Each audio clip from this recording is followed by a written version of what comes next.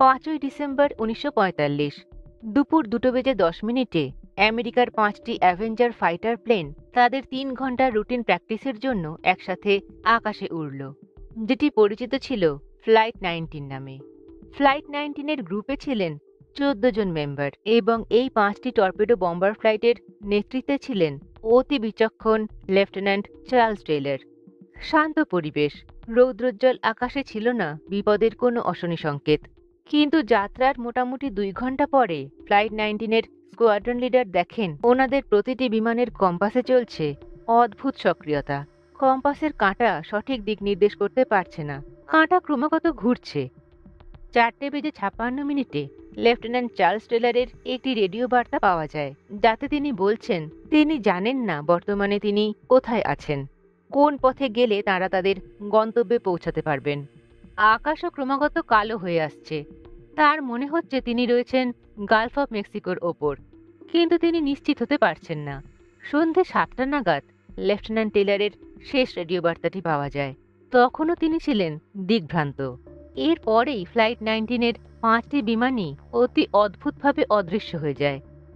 এই দুর্ঘটনার পরে ফ্লাইটগুলিকে খোঁজার জন্য অন্য একটি বিমান পাঠানো হয়, যার মধ্যে 13 জন সদস্য ছিলেন। কিন্তু এই মেরিনার ফ্লাইটটিও ফ্লাইট 19-এর মতোই অদৃশ্য হয়ে যায়।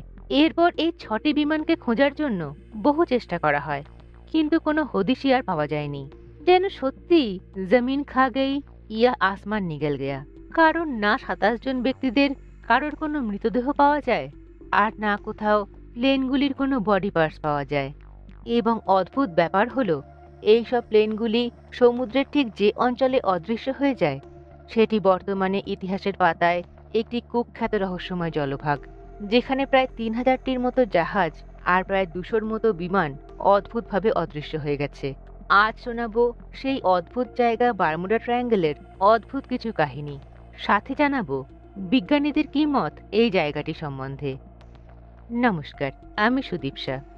গল্পের থেকে আপনাকে স্বাগত। পর্বটি ভালো লাগলে একান্ত অনুরোধ, দয়া করে আপনার আঙুলটি ছুঁয়ে দেবেন চ্যানেলের সাবস্ক্রাইব বাটনে, আর সাথে বেল নোটিফিকেশানে অলটাতেও ক্লিক করে দেবেন, যাতে প্রতি সপ্তাহে এই ধরনের চমকপ্রদ সত্য কাহিনী আপলোডের নোটিফিকেশন অটোমেটিক্যালি পৌঁছে যায় আপনার কাছে। The graveyard of the Atlantic, the devil's triangle, sea of doom, Sargasso graveyard, black hole প্রভৃতি কিছু অভিশপ্ত নামে পরিচিত ছিল প্রায় সমবাহু ত্রিভুজাকার একটি জলভাগ, যার বিস্তার ইউনাইটেড স্টেটসের দক্ষিণে থাকা ফ্লোরিডার মিয়ামি থেকে পুয়ের্টো এবং মিয়ামি থেকে বারমুডা পর্যন্ত। 1964 সালের পূর্বে স্থানটি বিভিন্ন নামে পরিচিত থাকলেও 1964 সালে ভিনসেন্ট হেজ গ্যাডিস ওনার আর্গোসি নামক একটি ম্যাগাজিনে জায়গাটিকে প্রথমবারের জন্য বারমুডা ট্রায়াঙ্গল বলে উল্লেখ করেন এবং এই সম্বন্ধে তিনি একটি আর্টিকেল লেখেন, যার নাম ছিল the deadly Bermuda triangle, who will be it's next victim. এই ম্যাগাজিনটাই বারমুডা ট্রায়াঙ্গলের রহস্যকে পৃথিবীর সামনে এনে দেয়। এরপরে এই জায়গাটির রহস্য নিয়ে বহু বই, এমনকি অনেক সিনেমাও তৈরি করা হয়। তবে এই জায়গাটির উল্লেখ কিন্তু কয়েক শত বছর পূর্বেও পাওয়া গেছে, তাও আবার জলপথে পৃথিবী পরিভ্রমণে বেরোনো বিশ্ববিখ্যাত কলম্বাসের লেখায়। 1492 সালের 11ই অক্টোবর আমেরিকায় পৌঁছানোর ঠিক একদিন আগে তিনি যখন আটলান্টিকের এই জায়গাটির কাছ থেকে উত্তর পূর্ব দিকে পাড়ি দিচ্ছেন, তিনি দেখেন তার কম্পাসের কাঁটা অদ্ভুতভাবে আন্দোলিত হচ্ছে, যার জন্য সঠিক দিক তিনি বুঝতে পারছেন না। তিনি ওই স্থানে আগুনের বলের মতো কিছুর দেখাও পেয়েছিলেন, যেগুলি আকাশ থেকে পড়ে সমুদ্রের ওই স্থানে অদৃশ্য হয়ে গিয়েছিল। এই সবকিছুই কলম্বাস তার লগবুকে লিপিবদ্ধ করে গেছেন। প্রধানত 1950-এর শেষের দিক থেকে ধীরে ধীরে এই জায়গাটির সম্বন্ধে কথা ছড়াতে শুরু করে।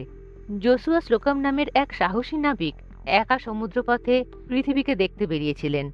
সমস্ত জলভাগের বিপদ ঝড়ঝঞ্ঝাকে জয় করে বেরোতে পারলেও বারমুডায় তার জলযান অদৃশ্য হয়ে যায়, আর তার কোনো খোঁজই পাওয়া যায়নি। 1918 সালে ইউএসএস সাইক্লোপ নামে একটি বিশালাকার জাহাজ 306 জন যাত্রী সমেত হারিয়ে যায় এই অঞ্চলে। 1948 সালে টিউডর নামক একটি জাহাজও এই অঞ্চলে অদৃশ্য হয়ে যায়। 1950 সালে এসএস সেন্টার নামের একটি জাহাজও অদৃশ্য হয়ে যায়। যাকে শেষবারের মতো বারমুডা ট্রায়াঙ্গলে দেখা গিয়েছিল। 1952 সালে 33 জন যাত্রী সমেত একটি জাহাজ এখানে এসে অদৃশ্য হয়ে যায়। 1972 সালে 20,000 টন ওজনের একটি জার্মানি জাহাজকেও শেষ দেখা গিয়েছিল এই অঞ্চলেই। অনেক জাহাজ এইভাবে এখানে অদৃশ্য হয়ে গেছে, তবে এর মধ্যে দুটি ঘটনা খুবই অদ্ভুত। 1872 সালের 5ই নভেম্বর মেরি সেলেস্ট নামের একটি জাহাজ নিউ ইয়র্ক থেকে জেনেভা যাওয়ার জন্য যাত্রা শুরু করে। বারমুডা ট্রায়াঙ্গলে এসে সেটি অদৃশ্য হয়ে যায়, কিন্তু সকলকে অবাক করে এর ঠিক 1 মাস পরে 1872 সালেরই 5ই ডিসেম্বর মেরি সেলেস্টকে আবার সমুদ্রে ভাসমান অবস্থায় দেখতে পাওয়া যায়। সেই সময় জলপথে জলদস্যুদের খুবই দৌরাত্ম্য ছিল, তাই মনে করা হয় জাহাজটি নিশ্চয়ই জলদস্যুদের পাল্লায় পড়েছিল। কিন্তু জাহাজটির ভেতরে গিয়ে দেখা যায় ভেতরে একটিও ব্যক্তি নেই, না জীবিত না মৃত। জাহাজের সমস্ত জিনিস অক্ষত, খাবার টেবিলে খাবারও সার্ভ করা ছিল। কিন্তু এর পেছনে কি কারণ ছিল? মানুষগুলো গেল কোথায়? খাবারগুলি বা কাদের জন্য সাজানো হয়েছিল তা আজও অজানা। 1881 সালে এলেন অস্টিন নামের একটি 210 ফিট লম্বা জাহাজ লন্ডন থেকে নিউ ইয়র্ক যাচ্ছিল। বারমুডা ট্রায়াঙ্গলের কাছাকাছি এলেন অস্টিনের নাবিক একটি অপরিচিত জাহাজকে ভাসতে দেখেন। তিনি তখন মনে করেন জাহাজটি হয়তো কোনো বিপদে পড়েছে, তাই তিনি নিজের জাহাজের ক্রিউ থেকে কিছু সদস্যকে ওই জাহাজটির ভেতরে পাঠান। ভেতরে সবকিছু অক্ষত থাকলেও এই জাহাজটিতেও কোনো মানুষের চিহ্ন ছিল না। নাবিক তখন নিজের জাহাজের সাথে এই জাহাজটিকেও পাড়ে নিয়ে আসার সিদ্ধান্ত নেন। সেই মতো 2 দিন অপরিচিত জাহাজটি এলেন অস্টিনের সাথে ভেসে চলে, কিন্তু হঠাৎই আবার অদৃশ্য হয়ে যায়। এর কিছুদিন পরে এলেনের নাবিক আবার সেই জাহাজটিকে দেখতে পান, কিন্তু ভেতরে তার ক্রিউ মেম্বারগুলি কেউ ছিল না। তিনি পুনরায় একই চেষ্টা করেন, নিজের কিছু ক্রিউ মেম্বার পাঠিয়ে জাহাজটিকে নিজের জাহাজের সাথে নিয়ে যেতে চান, কিন্তু এবারেও কয়েকদিন পরে জাহাজটি অদৃশ্য হয়ে যায়। আবার যখন জাহাজটিকে দেখতে পাওয়া যায়, নাবিক দেখেন দ্বিতীয়বারে পাঠানো ক্রিউ মেম্বারগুলিও অদৃশ্য। এরপর তিনি আর ওই অদ্ভুত জাহাজটিকে সঙ্গে আনেননি। তবে বারমুডা ট্রায়াঙ্গল যে শুধু জাহাজকেই অদৃশ্য করে দেয় তা কিন্তু নয়, তার ওপর দিয়ে যাওয়ার সময় বহু বিমানও অদৃশ্য হয়ে গেছে। তবে বিমানের ঘটনাগুলির মধ্যেও খুব অদ্ভুত একটি ঘটনা আছে। 1970 সালের 4 ডিসেম্বর বিচক্রাফট বোনান্সা নামে একটি সিঙ্গল ইঞ্জিন এয়ারক্রাফটে চেপে পাইলট ব্রুস জ্যানান বাহামাস থেকে ফ্লোরিডার উদ্দেশ্যে যাত্রা শুরু করেন। এই পথে তিনি আগেও বহুবার গেছেন এবং ফিরেছেন। গন্তব্যে যেতে সময় লাগার কথা মোটামুটি 1.5 ঘন্টা। তার বিমান যখন 10,000 ফিট উচ্চতায় ওঠে, তিনি দেখেন সামনে তৈরি হচ্ছে কালো মেঘের কুণ্ডলী, কিন্তু যাত্রা শুরুর সময় কোথাও কোনো বাজে আবহাওয়ার সতর্কবার্তা ছিল না। ধীরে ধীরে কালো মেঘের ঘেরাটো বাড়তে শুরু করে। কোনো মতে অভিজ্ঞ ব্রুস এই মেঘকে কাটিয়ে আরও ওপরে উঠতে সমর্থ হন, কিন্তু 11,000 ফিট উচ্চতায় উঠে তিনি ভয়ঙ্কর কালো মেঘের ইন্দ্রজালে জড়িয়ে পড়েন। সামনে আশেপাশে কেবলই কালো মেঘ, সূর্যের আলো সেই মেঘকে অতিক্রম করতে পারছে না। তিনি দেখেন তার কম্পাস কাজ করছে না, ভূপৃষ্ঠের সঙ্গে তার সকল যোগাযোগ বিচ্ছিন্ন হয়ে গেছে। র্যাডারে তার বিমানকেও দেখতে পাওয়া যাচ্ছে না। তিনি যেন সমস্ত চালিকা শক্তি হারিয়ে ফেলেছেন।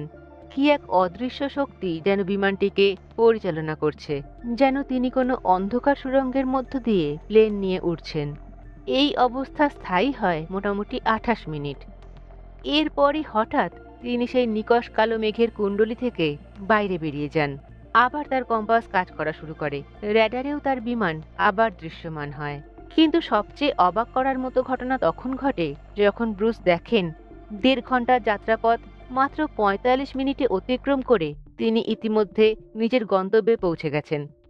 এবং এয়ারপোর্টে নেমে তিনি যখন নিজের জ্বালানি চেক করেন, তখন দেখেন যতটা জ্বালানি খরচ হওয়ার কথা ছিল তার অর্ধেকেরও কম খরচ হয়েছে। বহু চেষ্টা করেও তিনি তার সাথে ঘটে যাওয়া এই অদ্ভুত ঘটনার কারণ জানতে পারেননি। তবে ব্রুস বেঁচে গেলেও বহু জাহাজের মতো বহু বিমানও বারমুডা ট্রায়াঙ্গলে অদৃশ্য হয়ে গেছে, যাদের সম্বন্ধে কোনো খোঁজই আর কোনোদিনই পাওয়া যায়নি। এই সকল অদ্ভুত ঘটনার কারণ অনুসন্ধানের জন্য বহু বিজ্ঞানী বহু বছর ধরে চেষ্টা করেছেন। কেউ কেউ মনে করেন বারমুডা ট্রায়াঙ্গলের তলদেশে রয়েছে প্রচুর আগ্নেয়গিরি। সেই সকল আগ্নেয়গিরিতে যখন বিস্ফোরণ হয় তখন অন্যান্য বিষাক্ত গ্যাসের সাথে প্রচুর পরিমাণে মিথেন গ্যাস নির্গত হয়, যেটি জলের ঘনত্বকে পরিবর্তন করে দেয়, যার জন্য বড় বড় জাহাজগুলি ডুবে যায়। কেউ কেউ বলেন ওই অঞ্চলে অতি শক্তিশালী ইলেকট্রোম্যাগনেটিক ফিল্ড তৈরি হয়, যার জন্য জাহাজ বা প্লেনকে আকর্ষণ করে। কেউ কেউ মনে করেন বারমুডা ট্রায়াঙ্গলে রয়েছে ওয়ার্ম হোল, যার মধ্যে কোনো জাহাজ বা বিমান পড়লে সেটি অন্য কোনো পৃথিবীতে বা অন্য কোনো টাইম জোনে পৌঁছে যায়। কারোর কারোর মতে এই অঞ্চলে সমুদ্রের উষ্ণ স্রোত এবং শীতল স্রোতের মিলনের ফলে যে ভয়ঙ্কর হেক্সাগোনাল ক্লাউড তৈরি হয়, সেই ভয়ঙ্কর মেঘই সকল দুর্ঘটনার মূল কারণ। কিছু রিসার্চার্স মনে করেন বছরে 25 বার বারমুডা ট্রায়াঙ্গল সংকুচিত হয় 15,000 বর্গমাইল থেকে, তখন এর এরিয়া হয়ে যায় মাত্র 2500 বর্গমাইল এবং এটি স্থায়ী হয় 28 মিনিট। এই 28 মিনিটের মধ্যে যে সকল জাহাজ বা বিমান এই অঞ্চল অতিক্রম করে, দুর্ঘটনা ঘটে শুধু তাদের সঙ্গেই। তবে কোনো মতই সকল প্রশ্নের উত্তর দেওয়ার জন্য যথেষ্ট নয়। তাই আজও বারমুডা ট্রায়াঙ্গল একটি রহস্যে ঘেরা জলভাগ। যদিও এটি বাণিজ্যের জন্য যথেষ্ট ব্যস্ত জলপথ, তবু কখন কোন জাহাজ বা কোন বিমান হঠাৎ অদৃশ্য হয়ে যাবে তা পূর্ব নির্ধারণ করা কারোর পক্ষেই সম্ভব নয়।